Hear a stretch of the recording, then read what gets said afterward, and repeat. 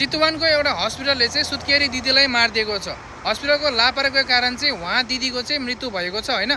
यो चाहिँ चितवनको हस्पिटलमा भएको घटना हो र उहाँको हस्बेन्डले भन्नुभएको छ कि यो चाहिँ हस्पिटलको डाक्टरको लापरवाही कारण चाहिँ मेरो श्रीमतीको मृत्यु भएको हो भनेर भन्नुभएको छ। बेबी जन्मेको आधा घण्टा पछि चाहिँ उहाँको मृत्यु भएको। उहाँको मृत्यु हुनुपर्ने कारण चाहिँ के छ भने उहाँको फोक्सोमा रगत जमेको केही समयपछि डाक्टरलाई बोलाउँदाखेरि चाहिँ डाक्टरले चाहिँ मृत्यु घोषणा गरेको छ र उहाँ दाइले चाहिँ आवाज उठाउनु भएको छ कि मेरो श्रीमतीलाई चाहिँ न्याय दिनुपर्छ, यो चाहिँ डाक्टरको लापरवाही कारण चाहिँ मेरो श्रीमतीको चाहिँ मृत्यु भएको हो भनेर चाहिँ उहाँले भन्नुभएको छ र तपाईँले भिडियोलाई सक्दो सेयर गरिदिनु होला। सबैलाई नमस्कार। मेरो मनले मानेकै छैन, म तपाईँहरू सामु एउटा दुईटा कुरा राख्न गइरहेको छु। जो अस्तिको दिनमा 10 गतेको दिनमा त्यो घटना घटेको थियो मेरो श्रीमतीको। मेरो मनमा यति पनि शान्ति छैन। मेरो श्रीमतीले मेरै हातमा आफ्नो प्राण त्यागे। जब अपरेसन भएर तल क्याबिनमा लिएर आइयो, अस्पतालमा बेलुकातिर सास फेर्नमा गाह्रो भयो। त्यही हस्पिटलले अपरेसन गर्यो। अस्पताल गाह्रो भएपछि मैले भने डक्टरलाई बोलाइदिनु। डक्टर पनि एक त लेट आयो, तपाईँको लगभग 20-25 मिनट पछि डक्टर आइपुग्यो। डक्टर आइसकेपछि मैले भने आइसियूमा लैजानु, बिरामीलाई गाह्रो भएछ भन्दाखेरि आइसियू छैन हाम्रोमा, आइसियू खाली छैन, अर्को हस्पिटल लिएर जानु भनेर तुरुन्त डिस्चार्ज गरेर पेपर हातमा दियो। र त्यति समयमा हामीले बचाउन सक्थ्यो अस्पताललाई, तर डक्टरको र नर्सको लापरवाहीले गरेर आज यो बच्चाले आमा गुमाउनु परेको छ।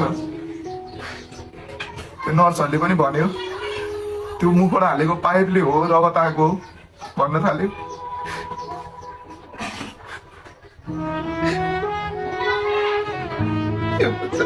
एकचोटि दुध पनि खाँदिनु पाएन मेरो अस्पतालले।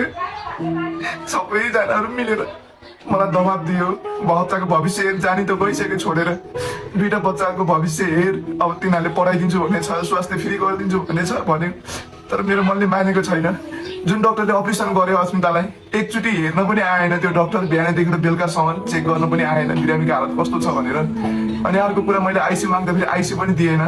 त्यो डक्टरले भनेको थियो मसँग एक भिडियोको प्रुफ छ। र हिजो मेरो अस्मिताको अन्त्येष्टि गरियो, त्यो गर्दाखेरि पनि मलाई लास पनि दिएन। चौकीमा गएर मलाई जबरजस्ती निवेदन हाल्न लगायो।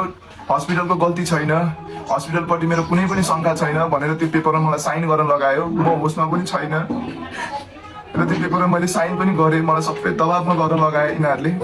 यसमा 2-3 ठुला मान्छेहरू छन् जुन दबाब दिने मलाई। तर मेरो अस्पतालले न्याय पाएको छैन। यो सरासर हस्पिटलको लापरवाही हो। डक्टर टाइममा आइ नपुग्नु, डक्टरले चेक गर्न नआउनु, जब बिरामी मृत्युको मुखमा पुगिसक्यो हस्पिटलले डिस्चार्ज दिनु, सबै मसँग प्रुफ पनि छ। र जुन गोप्य हामीले त्यो मिटिङ गरेका थियौँ, त्यो मिटिङको नि मसँग भिडियोहरू छ।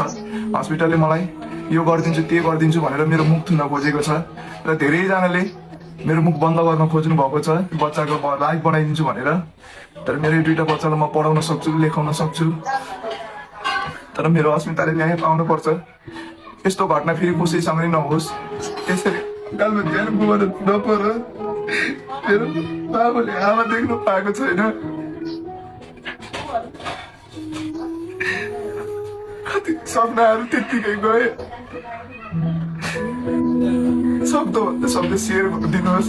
सबैले मलाई भने सरकारी हस्पिटलसँग मुद्दा लडेर काम छैन, तेरो जुनी जान्छ, कसैले पनि केही गर्न सक्दैन, यो अदालत मेडिकल काउन्सिलले लिने हो, त्यो डक्टरलाई सरुवा गरेर अर्को ठाउँमा लैजान्छ, तैँले न्याय पाउँदैन, तेरो जुनी जान्छ भनेर सबैले मलाई फकाए गराए। तर मेरो मनमा चित्त बुझे छैन। म कसरी व्यक्त गरौँ? मेरो अस्पताललाई मैले फर्काएर त ल्याउन सक्दिनँ, तर मेरो अस्पताललाई मैले न्याय त दिलाउन सक्छु होला नि।